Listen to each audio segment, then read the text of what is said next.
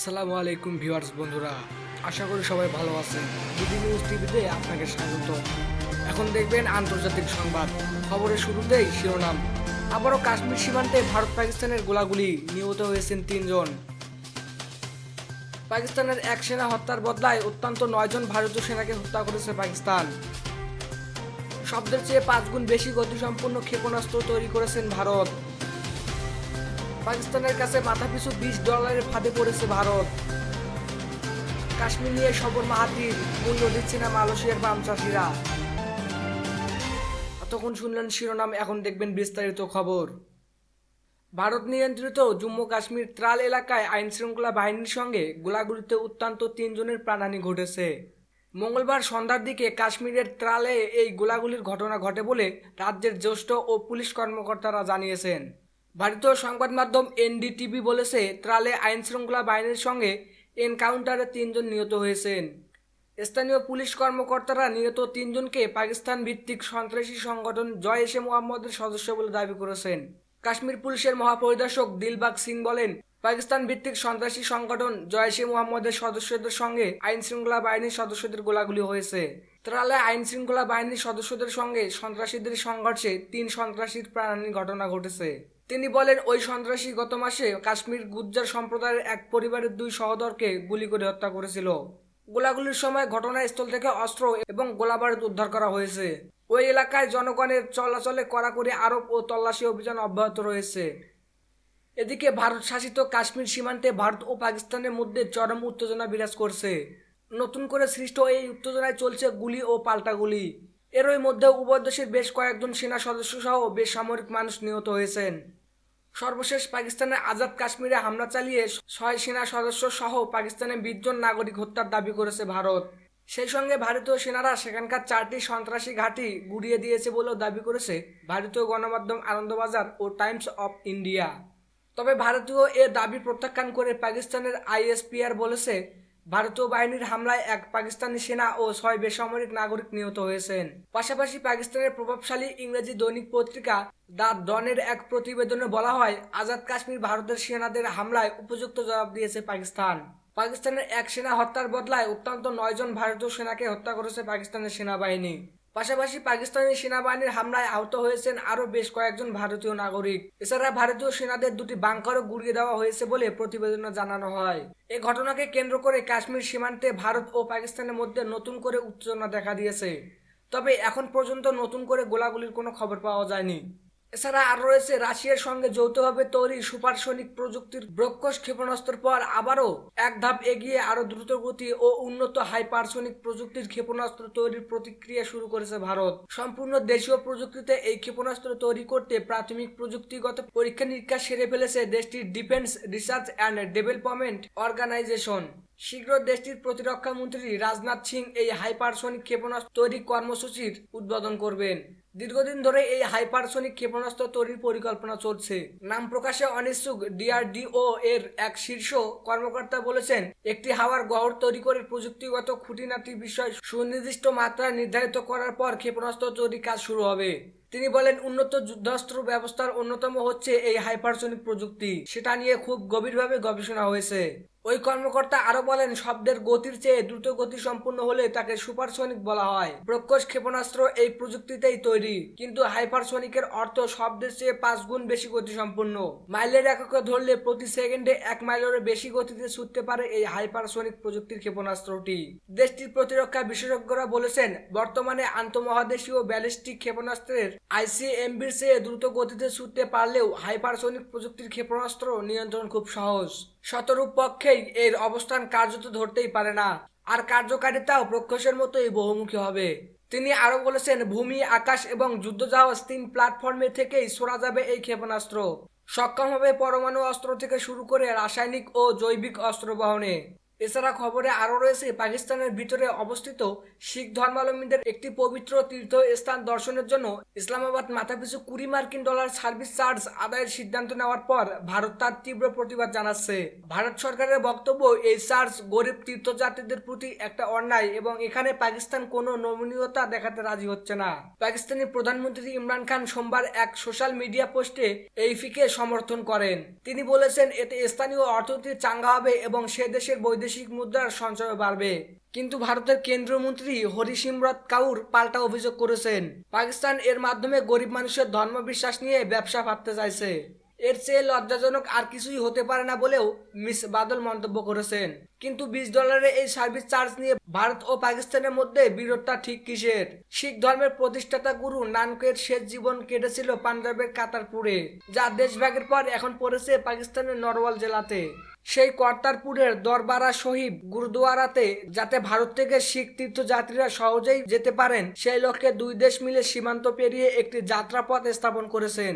ভারতের গুরুদাসপুরে ডেরা বাবা নানক থেকে পাকিস্তানের কারতারপুরে দরবারা শহীদ পর্যন্ত বিস্তৃত এই পথের নামকরণ করা হয়েছে কারতারপুর করিডর। গত বছর পাকিস্তানের প্রধানমন্ত্রী হওয়ার ঠিক পরপরই ইমরান খান এই করিডর খুলে দেওয়ার কথা ঘোষণা করেন। তখনই তিনি জানান, ভারত সহ সারা দুনিয়া থেকে আসা শিখদের জন্য এই তীর্থস্থান উন্মুক্ত করে দেওয়া হবে এবং সেখানে যাবতীয় সুযোগ সুবিধার ব্যবস্থা করা হবে। কিন্তু এখন বিতর্ক শুরু হয়েছে। পাকিস্তান প্রত্যেক তীর্থযাত্রীর পিছু $20 চার্জ করার সিদ্ধান্ত নেয়। সার্কভুক্ত দেশের নাগরিকরা এদেশে গেলে সাধারণত কোনো ভিসা ফি নেওয়া হয় না, কিন্তু এখানে পাকিস্তান ভারতীয় নাগরিকদের এই ফি থেকে রেহাই দিতে রাজি হচ্ছে না। ভারতের কেন্দ্রীয় মন্ত্রী ও অকালি দলের নেত্রী হরিসিমরত কাউর বাদল এদিন বলেছেন, $20 মানে ভারতীয় মুদ্রায় প্রায় 1,500 রুপি। তার মানে একজন গরিব মানুষ তার স্ত্রী বা বৃদ্ধ বাবা মাকে নিয়ে তীর্থ দর্শন করাতে গেলেও 6,000 রুপির মতো বাড়তি খরচ। এত টাকা তারা কোথায় পাবেন? আর এই টাকা দিয়ে কি অর্থনীতির উন্নয়ন করা খুবই জরুরি? পাকিস্তানের প্রধানমন্ত্রী তো আমাদের ধর্মবিশ্বাস নিয়ে ধান্দা করতে চাইছেন। কারতারপুর করিডোর নিয়ে পাকিস্তানের সঙ্গে আলোচনায় ভারতীয় দলের নেতৃত্ব দিচ্ছেন স্বরাষ্ট্র মন্ত্রণালয়ের যুগ্ম সচিব পর্যায়ের কর্মকর্তা SCL দাস। তিনিও বিবিসিকে বলেছেন, এই ফি চার্জ করাটা তীর্থস্থান চেতনার পরিপন্থী এবং অত্যন্ত কুরুচিকর। তবে ইমরান খান নিজে তার ফেসবুক পোস্টে যুক্তি দিয়েছেন, ধর্মীয় পর্যটন তার দেশে ক্রমশ জনপ্রিয় হচ্ছে আর এর মাধ্যমে নানা খাতেই কর্মস্থানও সম্ভব। বিভিন্ন দেশের বৌদ্ধ সন্ন্যাসীরাও এসে এর আগে পাকিস্তানের বিভিন্ন বৌদ্ধ তীর্থস্থানে ঘুরে গেছেন, নানা ধর্মীয় অনুষ্ঠানে অংশ নিয়েছেন। তার মাধ্যমে যে সে দেশের অর্থনীতির উপকৃত হয়েছে, পাকিস্তানের প্রধানমন্ত্রী সেটাও মনে করে দিয়েছেন। কারতারপুর আলোচনায় পাকিস্তানের দিকে নেতৃত্ব দিচ্ছেন সে দেশের পররাষ্ট্র মন্ত্রণালয়ের মুখপাত্র ডক্টর মোহাম্মদ ফয়সল। তিনি মাস তিনেক আগেই শায়রি করে বলেছিলেন, ভারত পাকিস্তানের মধ্যে আবহাওয়া বদলাচ্ছে, তবে গাছের ডালে এখনো নতুন পাতা আসতে কিছুটা বাকি রয়েছে। তিনি তখন আরো দাবি করেছিলেন, 80% বিষয় নিয়ে দুই পক্ষের মধ্যে নাকি সমঝোতা হয়ে গেছে। কিন্তু শেষ পর্যন্ত দেখা গেল 3 মাস পরেই গাছের ডালে নতুন পাতা আর এলো না। অর্থাৎ বাকি মতবিরোধ দুই দেশের আজও মেটাতে পারল না। এরই মধ্যে পাকিস্তান একতরফাভাবে ঘোষণা করে দিয়েছেন, আগামী 9 নভেম্বর এই করিডোরের উদ্বোধন করা হবে আর $20 চার্জও জারি করা হবে। এছাড়া খবরের একদম শেষে রয়েছে, কাশ্মীর প্রশ্নে জাতিসংঘের মঞ্চে মালয়েশিয়া ভারতের তীব্র সমালোচনা করার পর সে দেশ থেকে তেল আমদানি বন্ধ করার সিদ্ধান্ত নিয়েছেন। আন্তর্জাতিক বাজারে পাম তেলের সবচেয়ে বড় ক্রেতা ভারত। তারা এখন মালয়েশিয়ার পরিবর্তে ইন্দোনেশিয়া ও অন্যান্য দেশ থেকে আমদানি করার ঘোষণা করেছে। অন্যদিকে মালয়েশিয়ার প্রধানমন্ত্রী মাহাথির মোহাম্মদ এদিন জানিয়েছেন, ভারত তাদের পণ্য বয়কট করলেও কাশ্মীর প্রশ্নে করা মন্তব্য থেকে তিনি পিছু হতে রাজি নন, কারণ তিনি যা বলেছেন তা মন থেকেই বলেছেন। কিন্তু কাশ্মীর ইস্যুতে ভারত ও মালয়েশিয়ার সংঘাত এখন কিভাবে দুদেশের বাণিজ্য ও অর্থনীতিতেও প্রভাব ফেলেছে। কূটনৈতিকভাবে মালয়েশিয়ার সঙ্গে ভারতের সম্পর্ক মোটামুটি ভালোই ছিল, কিন্তু গত মাসে নিউ ইয়র্কে জাতিসংঘ নিরাপত্তা পরিষদের অধিবেশনে তা বেশ খারাপ হয়ে যায়। সেখানে তার ভাষণে মালয়েশিয়ার প্রধানমন্ত্রী মাহাথির মোহাম্মদ জম্মু ও কাশ্মীরে ভারতকে আক্রমণকারী ও দখলকারী শক্তি হিসাবে বর্ণনা করেছিলেন। এছাড়া ডক্টর মাহাথির যেভাবে পাকিস্তান ও তুরস্কর সঙ্গে হাত মিলিয়েছে, বিবিসির ধাঁচে একটি ইসলামপন্থী চ্যানেল গড়ে তোলার উদ্যোগ নিয়েছেন, সেটাকেও ভারত ভালোভাবে নেয়নি। ফলে ইতিমধ্যে ভারতে মালয়েশিয়ার পণ্য বর্জন করার ডাক উঠতে শুরু করেছে। ডক্টর মাহাথির কেন ইমরান খানের সঙ্গে হাত মেলালেন, সেই প্রশ্ন উঠে গেছে। এরপরে ভারতের ভোজ্য তেল আমদানিকারকদের সবচেয়ে বড় সমিতি মুম্বাইয়ের সলভেন্ট এক্সট্রাক্টর অ্যাসোসিয়েশন তার সদস্যদের নির্দেশ দিয়েছে মালয়েশিয়া থেকে পাম তেল আনা অবিলম্বে বন্ধ করতে হবে। দিল্লিতে বাণিজ্য সংবাদদাতা ঋষভ গুলাটি জানাচ্ছে এই নিষেধাজ্ঞা এর মধ্যেই কার্যকর হয়েছে। এছাড়া মালয়েশিয়ার পাম তেলের উপর অতিরিক্ত 5% আমদানি শুল্ক বসানো হয়েছে।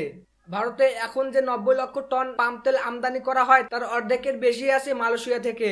আর এই ব্যবসা থেকে তাদের টার্ন ওভারও প্রায় $200 কোটি কাছাকাছি। ফলে এই ব্যবসা বন্ধ হলে মালয়েশিয়ার জিডিপির 2.5% আসে যে পাম তেল রপ্তানি থেকে সেটা ব্যাহত হবে। 6 লক্ষ লোকের রুটি রুজিতে টান পড়বে। এদিকে ওই বয়কটের ডাককে তিনি কিভাবে দেখছেন?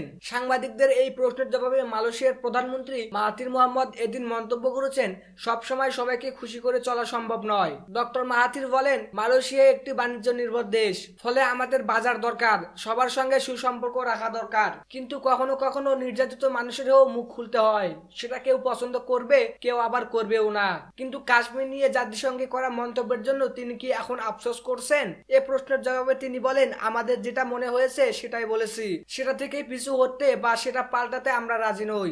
আমরা মনে করি জাতিসংঘের প্রস্তাব বাস্তবায়িত হলে কাশ্মীরিরা উপকৃত হবে।